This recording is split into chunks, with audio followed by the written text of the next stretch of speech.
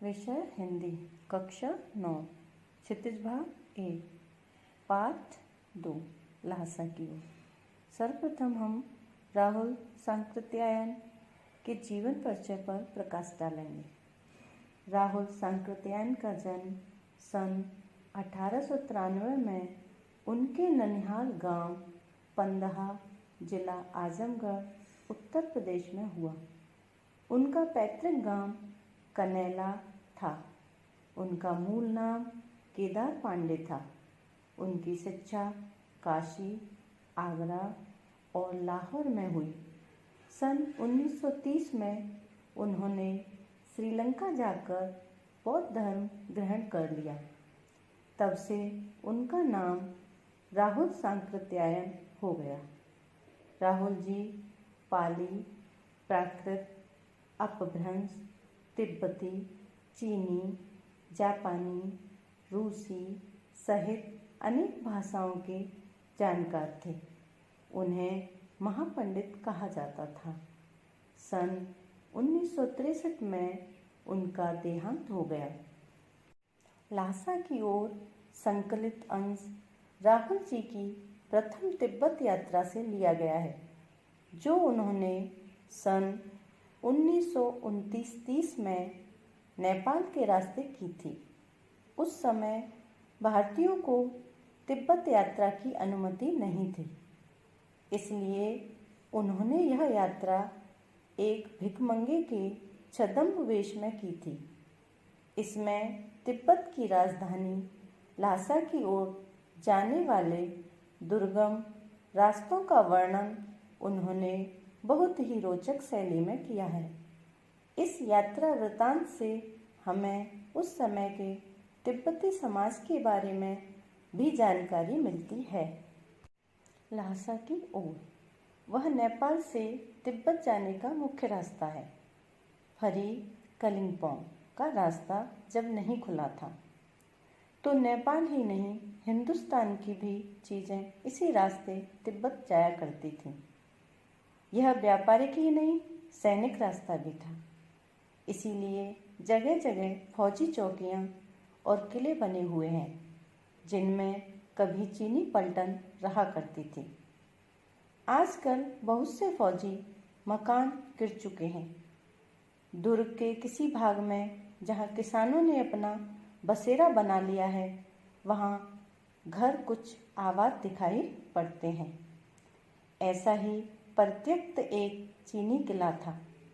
परित्यक्त मतलब त्यागा हुआ चीनी किला। हम वहाँ चाय पीने के लिए ठहरे। लेखक बता रहे हैं कि जो परित्यक्त किला था, उसी पर हम चाय पीने के लिए ठहरे। तिब्बत में यात्रियों के लिए बहुत सी तकलीफ़ें भी हैं और कुछ आराम की बातें भी। राहुल जी कहते हैं कि तिब्बत में जो यात्री जाता है, उसके लिए कुछ तो अच्छी बातें भी हैं और कुछ तकलीफ़ें भी। वहाँ जाति पाति, छुआछूत का सवाल ही नहीं है और ना औरतें पर्दा ही करती हैं। बहुत निम्न श्रेणी के भिखमंगों को लोग चोरी के डर से घर के भीतर नहीं आने देते हैं। नहीं तो आप बिल्कुल घर के भीतर चले जा सकते हैं। चाहे आप बिल्कुल अपरिचित हों, तब भी घर की बहू या सासू को अपनी झोली में से चाय दे सकते हैं। वह आपके लिए उसे पका देगी। मक्खन और सोडा नमक दे दीजिए। वह चाय चौड़ी में कूट कर उसे दूध वाली चाय के रंग की बना के मिट्टी के टोंटीदार बर्तन को क्या कहते हैं, खोटी में रख के आपको दे देगी। यदि बैठक की जगह चूल्हे से दूर है और आपको डर है कि सारा मक्खन आपकी चाय में नहीं पड़ेगा, तो आप खुद जाकर चौड़ी में चाय मथ कर ला सकते हैं। चाय का रंग तैयार हो जाने पर फिर नमक मक्खन डालने की ज़रूरत होती है। परित्यक्त चीनी किले से जब हम चलने लगे, तो एक आदमी राहदारी मांगने लगा। राहदारी मतलब कर, टैक्स। हमने वह दोनों चिटें उसे दे दी। जो लेखक के पास जो चिटें थी, वो लेखक ने उसे दे दी। शायद उसी दिन हम थोडला के पहले के आखिरी में पहुंच गए। यहाँ भी सुमति के जान पहचान के आदमी थे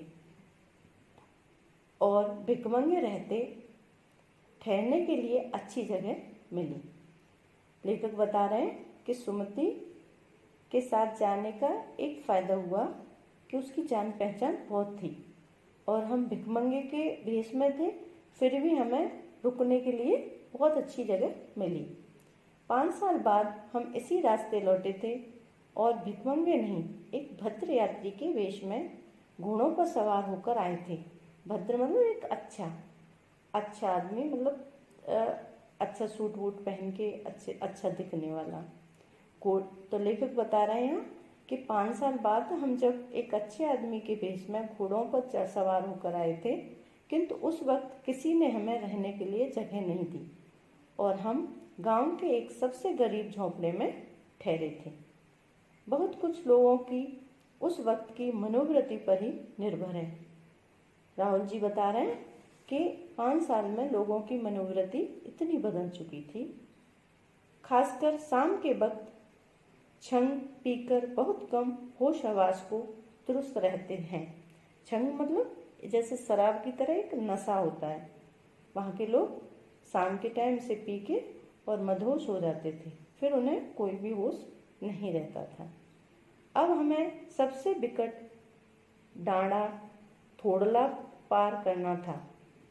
डांडे तिब्बत में सबसे खतरे की जगह है। जो डांडे है वह तिब्बत की सबसे खतरनाक जगह है। 16-17 हजार फीट की ऊंचाई होने के कारण उनके दोनों तरफ मीलों तक कोई गांव ग्राम नहीं होते। उसकी जो ऊंचाई है वो 16-17 हजार फीट की है और वहाँ कोई भी दिखाई नहीं देता, कोई भी गांव नहीं है, कुछ भी लोग वगैरह कुछ भी नहीं दिखाई देते। नदियों के मोड़ और पहाड़ों के कोनों के कारण बहुत दूर तक आदमी को देखा नहीं जा सकता। वहाँ नदियों के ऐसे मोड़ हैं कि दूर दूर तक कोई भी आदमी दिखाई नहीं देता। डाकुओं के लिए यही सबसे अच्छी जगह है। जो डाकू लोग होते हैं उनके लिए यह सबसे अच्छी जगह है, क्योंकि वहाँ कोई भी दिखाई नहीं देता। तिब्बत में गांव में आकर खून हो जाए तब तो खूनी को सजा भी मिल सकती है। मतलब तिब्बत में ऐसा है कि अगर गांव में खून होता है तो सजा हो सकती है, लेकिन इन निर्जन स्थानों में, निर्जन मतलब जहाँ कोई भी जन इंसान नहीं हो, कोई भी आदमी न दिखाई देता हो, निर्जन स्थानों में मरे हुए आदमियों के लिए कोई परवाह नहीं करता। मतलब वो पता भी नहीं चलता, लोग मार दिए जाते हैं और किसी को पता भी नहीं चलता। सरकार खुफिया विभाग और पुलिस पर उतना खर्च नहीं करती। वहाँ की जो सरकार है वो पुलिस और खुफिया विभाग पर ज़्यादा खर्चा नहीं करती। और वहाँ गवाह भी तो कोई नहीं मिल सकता, क्योंकि वहाँ जब कोई है ही नहीं तो गवाही कौन देगा, किसने देगा। डकैत पहले आदमी को मार डालते हैं, उसके बाद देखते हैं कि कुछ पैसा है कि नहीं। डकैत क्या करते हैं, सबसे पहले आदमी को मारते हैं, उसके बाद देखते हैं कि कुछ है या नहीं। हथियार का कानून न रहने के कारण यहाँ लाठी की तरह लोग पिस्तौल बंदूक लिए फिरते हैं, क्योंकि तिब्बत में कोई हथियार का कानून नहीं है, इसलिए लोग डंडे की जगह पिस्तौल और बंदूक रखते हैं। गांव में हमें मालूम हुआ कि पिछले ही साल थोडला के पास खून हो गया। शायद खून की हम उतनी परवाह नहीं करते। मतलब जब हम गांव में पहुंचे तो हमें पता चला कि थोडला के पास खून हो गया है, लेकिन इसमें राहुल जी बता रहे हैं कि हम तो भिकमंगे के वेश में थे, तो इसलिए हमें खून वून की ऐसी कोई परवाह नहीं थी, क्योंकि हम भिकमंगे थे। और जहाँ कहीं वैसी सूरत देखते, टोपी उतार, जीभ निकाल, कुची कुची, दया दया, एक पैसा कहते भीख मांगने लगते। लेकिन पहाड़ की ऊंची चढ़ाई थी, पीठ पर सामान लाद कर कैसे चलते, और अगला पड़ाव 16-17 मील से कम नहीं था। मैंने सुमति से कहा कि यहाँ से लंगकोर तक के लिए 2 घोड़े कर लो, सामान भी रख लेंगे और चढ़े चलेंगे। दूसरे दिन हम घोड़ों पर सवार होकर ऊपर की ओर चले। डांडे से पहले एक जगह चाय पी और दोपहर के वक्त डांडे के ऊपर जा पहुंचे। हम समुद्र तल से 17-18 हजार फीट ऊंचे खड़े थे। हमारी दक्षिण मतलब दक्षिण तरफ पूर्व से पश्चिम की ओर हिमालय के हजारों श्वेत शिखर चले गए थे। भीटे मतलब टीला की ओर, भीटे की ओर दिखने वाले पहाड़ बिल्कुल नंगे थे। न वहाँ बर्फ की सफ़ेदी थी, न किसी तरह की हरियाली। उत्तर की तरफ बहुत कम बर्फ वाली चोटियां दिखाई पड़ती थीं। सर्वोच्च स्थान पर डांडे के देवता का स्थान था। जो सबसे ऊंचा स्थान था वहीं वहाँ के जो देवता थे डांडे, उनका स्थान था, जो पत्थरों के ढेर, जानवरों की सींगों और रंग बिरंगे कपड़े की झंडियों से सजाया गया था। अब हमें बराबर उतराई पर चलना था। अब वहाँ से लेखक लौटने लगे हैं नीचे की तरफ। चढ़ाई तो कुछ दूर थोड़ी मुश्किल थी, लेकिन उतराई बिल्कुल नहीं। मतलब जब चढ़ने की बारी थी तब थोड़ी कठिनाई थी, लेकिन उतरते टाइम इतनी कठिनाई नहीं होती। शायद 2-1 और सवार साथी हमारे साथ चल रहे थे। और भी थे 1-2 लोग जो हमारे साथ थे। मेरा घोड़ा कुछ धीमे चलने लगा। लेखक कहते हैं जो मेरा घोड़ा था वो थोड़ा धीरे चल रहा था। मैंने समझा कि चढ़ाई की थकान के कारण ऐसा कर रहा है और उसे मारना नहीं चाहता था। धीरे धीरे वह बहुत पिछड़ गया और मैं दैनिक वक्तों की तरह अपने घोड़े पर झूमता हुआ चला जा रहा था। जान नहीं पड़ता था कि घोड़ा आगे जा रहा है या पीछे। जब मैं जोर देने लगता तो वह और सुस्त पड़ जाता। एक जगह 2 रास्ते फूट रहे थे। मतलब एक जगह से क्या हो रहा था, 2 रास्ते जा रहे थे। मैं बाएं का रास्ता ले 1-1.5 मील चला गया। मतलब यहाँ क्या करता है लेखक, गलत रास्ते पर चला जाता है। आगे घर में पूछने से पता लगा कि लंगकोर का रास्ता दाहिने वाला था। मतलब जब वहाँ पहुँच जाता है 1-1.5 मील आगे, तब लेखक किसी से पूछता है तो पता चलता है कि वो गलत रास्ते पर आ गए। फिर लौटकर उसी को पकड़ा। मतलब फिर लौट कर आया और अपना सही रास्ता लिया। 4-5 बजे के करीब मैं गांव से मील भर पर था तो सुमति इंतजार करते हुए मिले। जो सुमति के साथ ये गए थे राहुल जी, तो ये इनका इंतजार सुमति वहाँ बैठकर कर रहे थे। मंगोलों का वहाँ वैसे ही लाल होता है। जो मंगोल लोग होते उनका चेहरा थोड़ा लाल होता है। और अब तो वह पूरे गुस्से में थे। उन्होंने कहा, मैंने तो टोकरी कंडे फूंक डाले। कंडे मतलब उपले, जो गाय भैंस के गोबर से बनाए जाते हैं। 3-3 बार चाय को गर्म किया। अब गुस्से में सुमति कह रहे हैं कि मैंने इतने सारे कंडे, ठंड क्योंकि तिब्बत में ठंड बहुत होती है, तो इतने सारे कंडे फूंक डाले और 2-3 बार मैंने चाय गर्म कर करके कि अब आ रहे होंगे आप, क्या अब आ रहे हो। मैंने बहुत नरमी से जवाब दिया, लेकिन मेरा कसूर नहीं है मित्र। अब लेखक बता रहे हैं कि मैंने बहुत ही सरलता से उन्हें जवाब दिया कि इसमें मेरा कोई कसूर नहीं है। देख नहीं रही हो कैसा घोड़ा मुझे मिला है। मैं तो रात तक पहुंचने की उम्मीद रखता था। खैर, सुमति को जितनी जल्दी गुस्सा आता था उतनी ही जल्दी वह ठंडा भी हो जाता था। लंगकोर में वह एक अच्छी जगह पर ठहरे थे। यहाँ भी उनके अच्छे यजमान थे। पहले चाय सत्तू खाया गया। रात को गर्मा गर्म थुक्पा मिला। थुक्पा मतलब एक डिश होती है जो तिब्बती लोगों की है। अब हम तिंगरी के विशाल मैदान में थे, जो पहाड़ों से घिरा टापू सा मालूम होता था, जिसमें दूर एक छोटी सी पहाड़ी मैदान के भीतर दिखाई पड़ती है। उसी पहाड़ी का नाम है तिंगरी समाधिगिरी। आसपास के गांव में भी सुमति के कितने ही यजमान थे। कपड़े की पतली पतली चिरी पत्तियों के गंडे खत्म नहीं हो सकते थे, क्योंकि बौद्ध गया से लाए कपड़े के खत्म हो जाने पर किसी कपड़े से बौद्ध गया का गंडा बना लेते थे। वह अपने यजमानों के पास जाना चाहते थे। मैंने सोचा यह तो हफ्ता भर उधर ही लगा देंगे। मैंने उनसे कहा कि जिस गांव में ठहरना हो उसे भले ही गंडे बांध दो, मगर आसपास के गांवों में मत जाओ। इसके लिए मैं तुम्हें लासा पहुंचकर रुपए दे दूंगा। सुमति ने स्वीकार किया। दूसरे दिन हमने भरिया ढूंढने की कोशिश की। भरिया कुली, बाहर ढूंढने वाला, लेकिन कोई नहीं मिला। तो वहां उन्हें कोई भी नहीं मिला। सवेरे ही चल दिए होते तो अच्छा था, लेकिन अब 10-11 बजे की तेज धूप में चलना पड़ रहा था। लेखक कह रहे हैं अगर हम सुबह जल्दी चल दिए होते तो कोई टेंशन नहीं थी, कोई परेशानी नहीं थी, लेकिन अब 10-11 बज चुके हैं और धूप काफ़ी तेज हो चुकी है। तिब्बत की धूप भी बहुत कड़ी मालूम होती है। यद्यप थोड़े से भी मोटे कपड़े से सिर को ढांक लें तो गर्मी खत्म हो जाती है। आप 2 बजे सूरज की ओर मुँह करके चल रहे हैं। ललाट धूप से जल रहा है।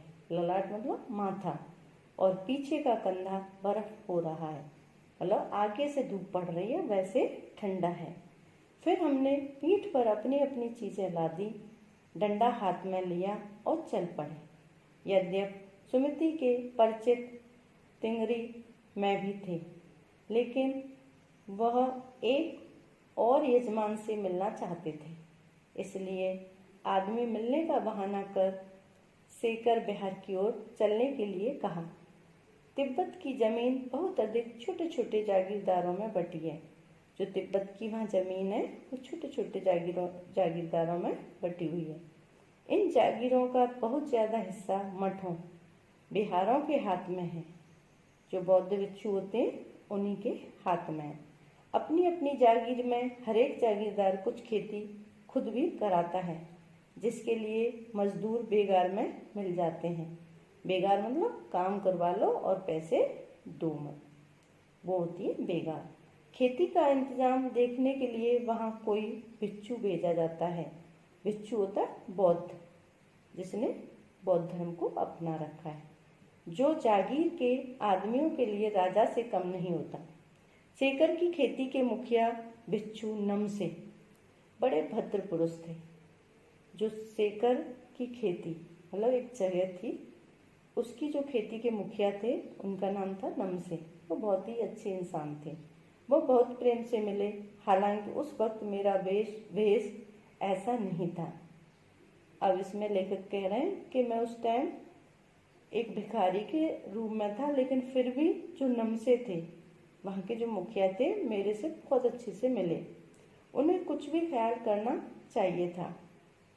यहाँ एक अच्छा मंदिर था जिसमें कंजुर बुद्ध वचन अनुवाद की हस्तलिखित 103 पोथियाँ रखी हुई थीं।